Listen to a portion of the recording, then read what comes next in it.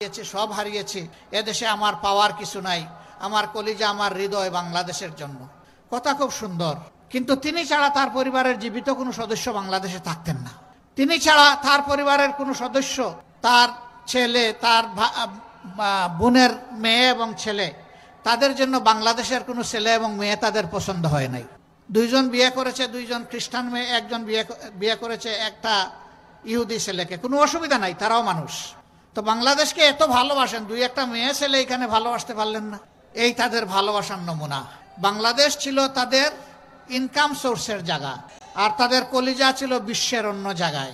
এই দেশের প্রতি তাদের দুঃখ দরদ থাকবে না, এটাই স্বাভাবিক। বলবেন তা গেল শেখ পরিবারের ব্যাপার, তাদের তো আরো অনেক এমপি ছিল, মন্ত্রী ছিল, খোঁজ নিয়ে দেখেন সবগুলার ছেলে মেয়ে এখন বিদেশে। পরিবার বিদেশে, কোথায়? বেগমপাড়ায়। যদি ভালোবাসতো তাইলে এই দেশেই তারা থাকতো, এই দেশের উন্নয়নে তারা অবদান। বাংলাদেশের শিক্ষাকে শেষ করে দিয়েছে।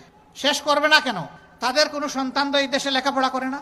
কাজেই এই দেশের শিক্ষা এবং শিক্ষা প্রতিষ্ঠানের প্রতি তাদের দরদ থাকার কোনো প্রশ্নই উঠে না। তিলে তিলে এই দেশের শিক্ষাকে ধ্বংস করে জাতির মেরুদণ্ডটা ধ্বংস করে ফেলেছে।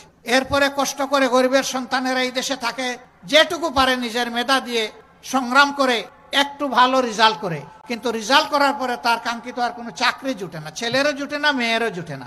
কৌটার জালে বন্দি। কোনো দেশে দুনিয়ায় নিয়ম নাই।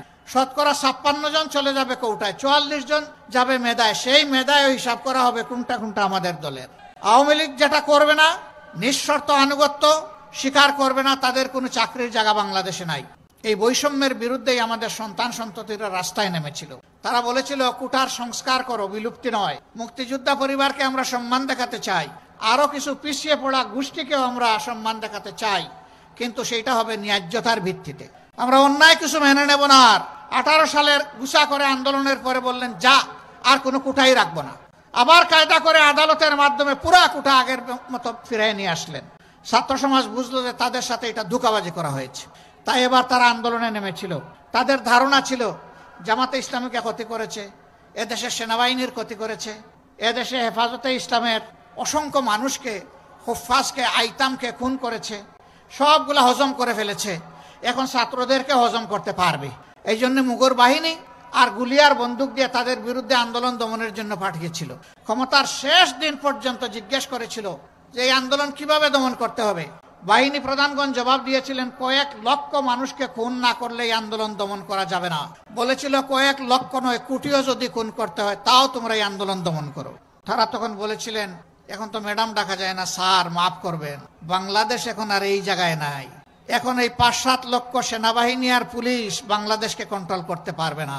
এখন বাংলাদেশে 10 কোটি যোদ্ধা রাস্তায় নেমে এসেছে। এই দেশকে আসুন আমরা সবাই মিলে অন্তরে ধারণ করি, এদেশের প্রত্যেকটা মানুষকে সম্মান করি এবং ভালোবাসি। আমি মানুষকে মানুষ হিসাবে দেখবো, আমি দেখবো না তিনি মুসলমান না হিন্দু। আমি মানুষকে মানুষের মর্যাদা দেব। যদি প্রত্যেকটা মানুষ এইভাবে মানুষকে সম্মান দেয় এবং ভালোবাসে, এই দেশ জান্নাতের টুকরায় পরিণত হবে ইনশাআল্লাহ।